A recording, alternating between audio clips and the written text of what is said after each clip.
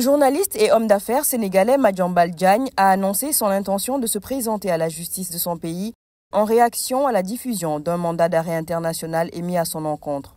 Le patron du groupe de presse privé Avenir Communication, éditeur du quotidien Le Quotidien, s'est vu notifier une interdiction de sortie du territoire national dans la nuit du 23 au 24 septembre, alors qu'il s'apprêtait à embarquer à destination de Paris depuis l'aéroport international Blaise Diagne de Diass.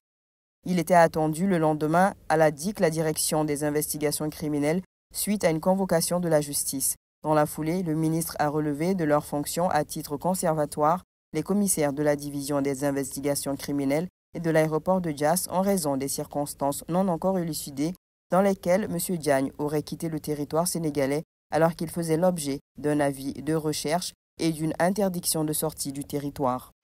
Confronté à une vague de manifestations violentes qui ont ébranlé Madagascar depuis le 25 septembre, le président Andry Rajoelina a procédé cette semaine à la dissolution de l'ensemble de son gouvernement, y compris le Premier ministre qui occupait ce poste depuis 2018. Les ministres sortants assureront la gestion des affaires courantes jusqu'à la mise en place d'un nouvel exécutif. La capitale Antananarivo ainsi que d'autres villes sont le théâtre de manifestations déclenchées par des coupures récentes d'eau et d'électricité. Les manifestations largement diffusées sur les réseaux sociaux et incarnées par le mouvement Léo Délestage traduisent l'exaspération d'une jeunesse mobilisée face aux pénuries énergétiques et hydriques qui perturbent gravement le quotidien des Malgaches. L'ancien président de la RDC, la République démocratique du Congo, Joseph Kabila, a été condamné cette semaine à la peine de mort par la haute cour militaire de Kinshasa en l'absence du prévenu. La Cour a également ordonné le paiement de 33 milliards de dollars de dommages et intérêts, dont 29 milliards pour l'État congolais et 2 milliards pour chacune des parties civiles des provinces du Nord Kivu et Sud Kivu.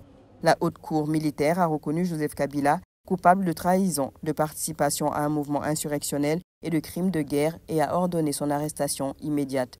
Selon les juges, l'ancien chef de l'État de 2001 à 2019 serait le chef de la coalition AFC M23 et aurait supervisé les activités rebelles depuis la rébellion Moutebouzi, incluant les inspections dans les centres d'instruction, la supervision des réunions d'état-major et la direction des hostilités contre la RDC. Cependant, la Cour s'est déclarée incompétente pour statuer sur la nationalité rwandaise supposée de Joseph Kabila et n'a pas autorisé la mise sous séquestre de ses biens.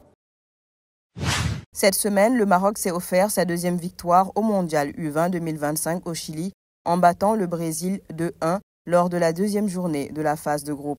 Après avoir dominé l'Espagne à l'ouverture 2-0, les Lionceaux de l'Atlas ont ainsi déjà sécurisé leur place en huitième de finale, terminant premier du groupe C. Othman Mahama a ouvert le score à la 60e minute d'une reprise de volée avant que Yassir Zabiri ne double la mise à la 76e minute. Le Brésil a réduit le score dans le temps additionnel sur pénalty, mais sans parvenir à renverser le résultat. Avec la garantie du prix d'achat du cacao à 2800 francs CFA, le chef de l'État ivoirien Alassane Ouattara a procédé cette semaine à l'ouverture officielle de la campagne principale de commercialisation du café et du cacao 2025-2026 lors d'une cérémonie au Parc des Expositions d'Abidjan. Pour la campagne principale précédente 2024-2025, le prix bord-champ du kilogramme de cacao, qui était fixé à 1800 francs CFA, a été augmenté en avril 2025 à 2200 francs CFA, en hausse de 400 francs CFA, soit 22,2% lors de la campagne intermédiaire qui s'est achevée le 30 septembre 2025. Pour le prix du café, le président ivoirien Alassane Ouattara a annoncé que le kilogramme est fixé à 1700 francs CFA pour la campagne 2025-2026 contre 1500 francs CFA la campagne passée, soit une hausse de 200 francs CFA. Concernant le café, le prix est fixé une bonne fois pour toutes puisqu'il n'y a pas de campagne intermédiaire.